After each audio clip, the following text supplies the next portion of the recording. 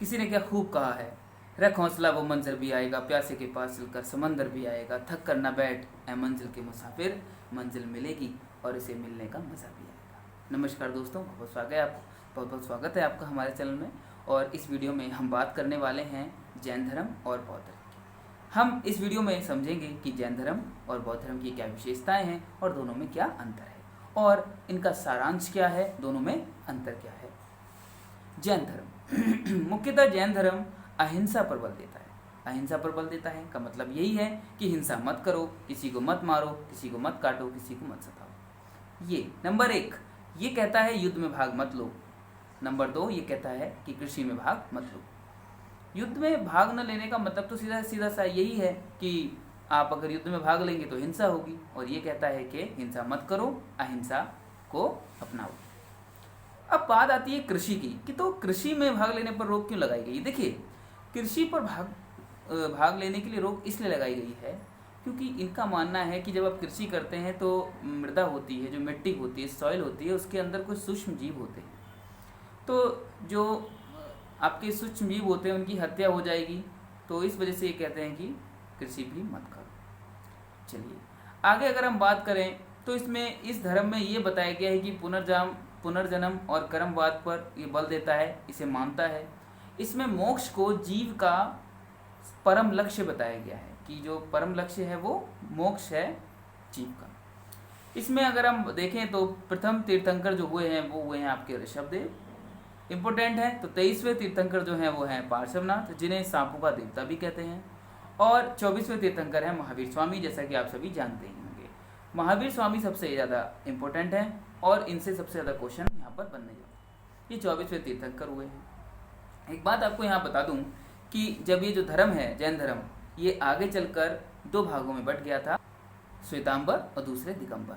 श्वेतांबर वो जो श्वेत वस्त्र धारण करते थे और दिगंबर वो जो वस्त्रों का त्याग करते थे। अब चलिए बात करते हैं महावीर स्वामी की। देखते हैं कि इनके जीवन पर इनकी दृष्टि डालते हैं और देखते हैं कि इनका जन्म कब हुआ था, इनसे जन्म से जुड़ी हुई घटनाएं क्या क्या हैं। इनका जन्म 540 ईसा पूर्व स्थान वैशाली कुंडी ग्राम में हुआ था। इनके बचपन का नाम वर्धमान था। पिता का नाम सिद्धार्थ, माता का नाम त्रिशला और पत्नी का नाम यशोदा था। इन्होंने करीब 30 वर्ष की आयु में गृह को त्याग कर दिया था। करीब 12 वर्ष की कठोर तपस्या करने के बाद इन्हें ज्ञान की प्राप्ति हुई, जिसे कैवल्य ज्ञान की प्राप्ति कहा है। इनकी जो मृत्यु है वो पावापुरी नालंदा में हो गई थी 468 ईसा पूर्व। एक चीज़ यहाँ पर और मैं क्लियर करना चाहूँगा कि जिन दोस्तों को ये नहीं पता कि ईसा पूर्व और ईसवी क्या है, इसमें मैं डिफरेंस बताऊँ। देखिए, एक बार ये जो टाइम है ना, टाइम ये जहाँ से स्टार्ट होता है हम उसको ज़ीरो मान लेते हैं। जैसे कि आप मान लीजिए कि जो मेरे दोनों हाथ हैं, ये जहाँ पर मिल रहे हैं, ये जो गैप है ये शो कर रहा है कि यहाँ से टाइम आपका स्टार्ट हो रहा है। अब जो इस तरफ टाइम जा रहा है ये 1 2 3 4 यानी ये ईसवी हमने माना हुआ है। अब जो ज़ीरो हमने माना टाइम का, वो माना कि जो ईसा मसीह थे उनका जो जन्म हुआ, हमने उसको ज़ीरो मान लिया। अब इससे पहले का जितना भी टाइम है हम उसे ईसा पूर्व कह देते हैं, यानी ईसा मसीह के जन्म से पूर्व की घटनाएं मान लेते हैं। तो चलिए, हमने ये सब चीज़ें देख ली कि जैन धर्म क्या है। अब देखते हैं कि जैन धर्म के जो मुख्य ग्रंथ हैं वो कौन कौन से हैं। तो देखिए, जैन धर्म के मुख्य ग्रंथ कल्प सूत्र है, आचरंग सूत्र है और भगवती सूत्र है। अब ये एक ट्रिक के माध्यम से आप याद रख सकते हैं कि अगर कहीं भी सूत्र संबंधित लास्ट में आ जाए तो आप लगा सकते हैं कि हाँ, ये जैन धर्म से संबंधित है। इसके बाद अगर हम बात करें तो कल्प सूत्र और आचरण सूत्र से हमें महावीर स्वामी की कठोर तपस्या और उनके ज्ञान की प्राप्ति का वर्णन मिलता है। जैन धर्म के अधिकांश जो ग्रंथ हैं वो प्राकृत भाषा में लिखे गए हैं। एक और बात मैं आपको यहाँ बताना चाहूँगा जो कि काफ़ी इम्पोर्टेंट है, वो ये कि जो आपके प्राकृत भाषा थी वो उस समय की काफ़ी कठिन भाषा थी, जो कि आम लोगों की बोलचाल में नहीं थी, काफ़ी दूर थी। तो यही एक कारण भी है, जब आप आगे पढ़ेंगे, कि बौद्ध धर्म अधिक फला फूला, जबकि जो जैन धर्म है वो उसकी अपेक्षाकृत कम फला या कम विकसित हुआ। ठीक है। अब इसमें आपके 5 सिद्धांतों का वर्णन है। इसमें आपका क्या है, सत्य बोलना यानी सत्य है, अस्तेय यानी चोरी ना करना, अहिंसा यानी हिंसा ना करना, अपरिग्रह यानी कि धन ना रखना, और ब्रह्मचर्य यानी कि शादी ब्याह ना करना, ब्रह्मचर्य का पालन करना। ये 5 थे। जिसमें से जो 5वां है लास्ट ब्रह्मचर्य वो महावीर स्वामी ने जोड़ा था, जबकि इससे पहले वाले सारे आपने पार्श्वनाथ जी ने जोड़े। अब महावीर स्वामी ने अपने आखिरी समय में अपने सारे अनुयायियों को बुलाया, जब उनको पता लगा कि उनका आखिरी समय आ चुका है, तो उन्होंने क्या किया, अपने आखिरी समय में अपने सारे अनुयायियों को बुलाया, इकट्ठा किया और 11 गणों में बांट दिया। 11 गण यानी ग्रुप्स में बांट दिया और उन्हें अलग अलग दिशाओं में भेजा कि वो इस धर्म का प्रचार प्रसार कर सके। अब एक इम्पोर्टेंट चीज़ आपको और बताना चाहूँगा कि जैन तीर्थंकरों के जीवन की जो हमें जानकारी मिलती है वो भद्रबाहु रचित कल्पसूत्र से मिलती है। भद्रबाहु लेखक हैं कल्पसूत्र के, इस धर्म के अनुयायी भी हैं। आगे आप पढ़ेंगे कि चंद्रगुप्त मौर्य थे, उन्होंने संलेखना विधि से जो प्राण त्यागे थे वो भद्रबाहु के साथ जाकर ही त्यागे थे। तो आपको याद रखना है कि भद्रबाहु किससे रिलेटेड है, जैन धर्म से रिलेटेड है, इसी के अनुयायी थे और जैन धर्म के लिए उन्होंने कल्पसूत्र की रचना की है। कल्पसूत्र से हमें जितने भी तीर्थंकर हुए हैं, ठीक है, उनके बारे में, उनके जीवन के बारे में हमें चर्चा इसमें मिलती है। चलिए, तो ये तो बात हो गई जैन धर्म की। अब हम बात कर लेते हैं बौद्ध धर्म की। बौद्ध धर्म जो कि परीक्षा की दृष्टि से काफ़ी महत्वपूर्ण है, इस पर बात कर लेते हैं। देखिए, बौद्ध धर्म की स्थापना का श्रेय महात्मा बुद्ध को जाता है। महात्मा बुद्ध के जो गुरु थे वो आलार कलाम थे और रुद्रक रामपुत्र थे। ये दो नाम हैं, आलार कलाम और रुद्रक रामपुत्र, ये दो लोग हैं। कई लोगों ने महात्मा बुद्ध को शाक्य मुनि और तथागत भी कहा है। ये इंपॉर्टेंट चीज़ है, आप पूछ सकते हैं कि शाक्य या तथागत मुनि किसे कहा गया है, तो आप बता सकते हैं। अब बात कर लेते हैं महात्मा बुद्ध की, कि महात्मा बुद्ध के जीवन की क्या स्थिति है, कब उनका जन्म हुआ, कब उनकी मृत्यु हुई है, वगैरह वगैरह। जन्म इनका लुम्बिनी कपिलवस्तु में हुआ है, जो अभी हाल ही में नेपाल में स्थित है। इनका जन्म 563 ईसा पूर्व में हुआ। इनके पिता का नाम शुद्धोधन, माता का नाम महामाया, बचपन का नाम इनका सिद्धार्थ था, या फिर हम इन्हें गौतम बुद्ध के नाम से भी जानते हैं। इनका विवाह करीब 16 वर्ष की आयु में हो गया था। 16 वर्ष की आयु में इनका जो विवाह हुआ था वो यशोधरा से हुआ था। जबकि हमने वहाँ पर अभी पढ़ा है कि जो जैन धर्म में हमारे 24वें तीर्थंकर महावीर स्वामी थे, उनकी पत्नी का नाम यशोदा था। और जबकि बौद्ध धर्म में गौतम बुद्ध की पत्नी का नाम यशोधरा है। ठीक है, ये आपको ध्यान रखना है। इनके पुत्र का नाम राहुल है। 29 वर्ष की आयु में इन्होंने गृह त्यागा और करीब 6 वर्ष कठिन तपस्या कर कर इन्हें ज्ञान की प्राप्ति हुई, जो कि 35 वर्ष की आयु में इन्हें ज्ञान की प्राप्ति हुई थी। आपको यहाँ पर एक बात जरूर याद रखनी है कि जो गृह त्यागा है इन्होंने, इस गृह त्याग की घटना को महाभिनिष्क्रमण कहा गया है और इस पर कई बार प्रश्न पूछे जा चुके हैं। उसके बाद 35 वर्ष की आयु में मैंने आपको बताया कि इन्हें ज्ञान की प्राप्ति हो गई थी। तो जो ये ज्ञान की प्राप्ति हुई है वो स्थान है बोध गया बिहार का, पीपल वृक्ष के नीचे इन्हें बौद्ध ज्ञान की प्राप्ति हो गई। इन्होंने पहला उपदेश सारनाथ ऋषिपट्टनम में दिया और पहला उपदेश देने की जो घटना है वो कही गई धम्म चक्र प्रवर्तन। धम्म चक्र प्रवर्तन, बहुत बार ये भी क्वेश्चन पूछा गया कि धम्म चक्र प्रवर्तन का मतलब क्या है।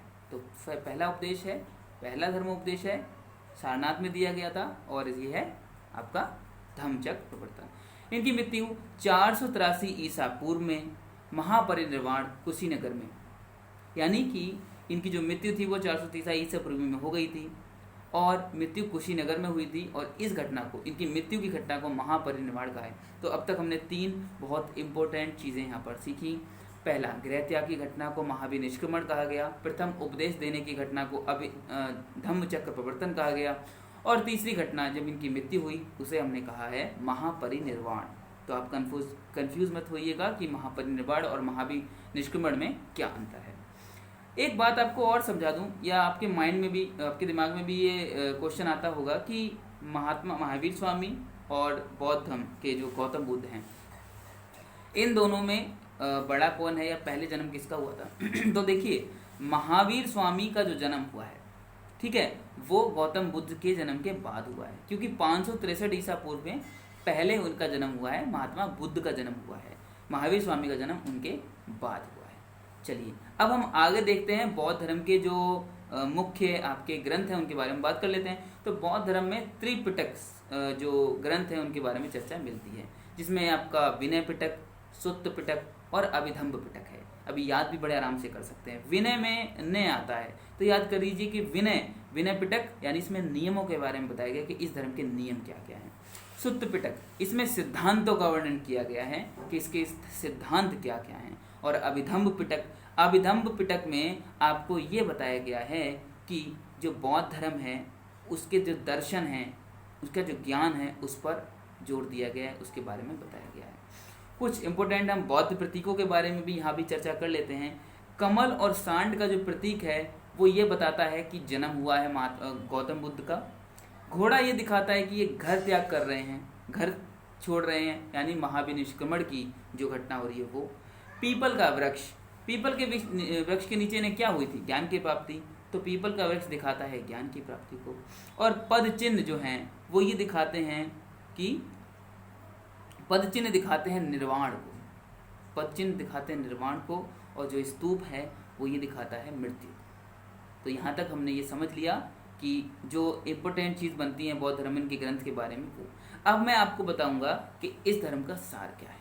अब मैं आपको बताना चाहूँगा कि इस धर्म का सार क्या है। देखिए, हमें ग्रंथों के माध्यम से ये पता चलता है कि जो चौथी बौद्ध संगति हुई थी वो कुंडलवन कश्मीर में राजा कनिष्क के टाइम पे हुई थी, और उसी संगति के बाद ये धर्म भी दो भागों में बट गया। वहाँ पर ये धर्म श्वेतांबर दिगंबर में बटा था, जबकि यहाँ पर बौद्ध धर्म जो है वो हीनयान और महायान दो धर्म में बट गया। अब ये जो बौद्ध धर्म है वो एक्चुअली कहता क्या है, ये इसकी बात क्या है वो समझते हैं। बौद्ध धर्म बल देता है कि जो वेद हैं या जो आत्मा है वो सत्य नहीं है। कहने का मतलब जो वेद हैं, वेदों की प्रामाणिकता और आत्मा को ये अस्वीकार करता है।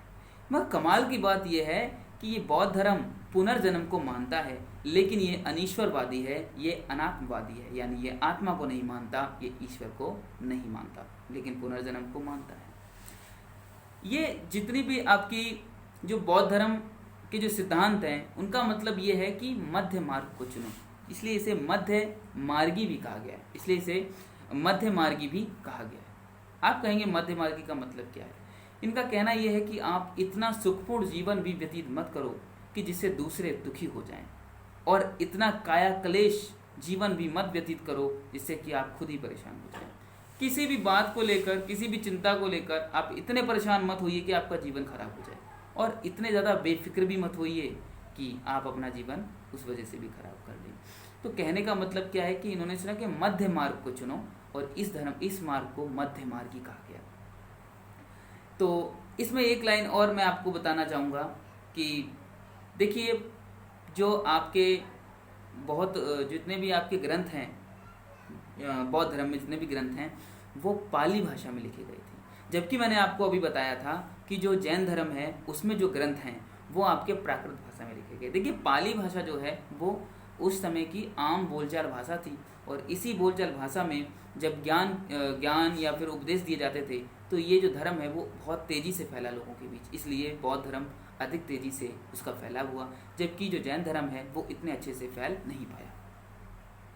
दोस्तों, इस वीडियो में हम यहीं तक बात करेंगे, ठीक है। अगर आपको हमारा ये कोशिश और हमारा ये कंटेंट अच्छा लगता है, आपके किसी काम आता है, तो प्लीज़ लाइक करें, शेयर करें, सब्सक्राइब करें। आपका हर एक क्लिक हमारे लिए मोटिवेशन का काम करेगा।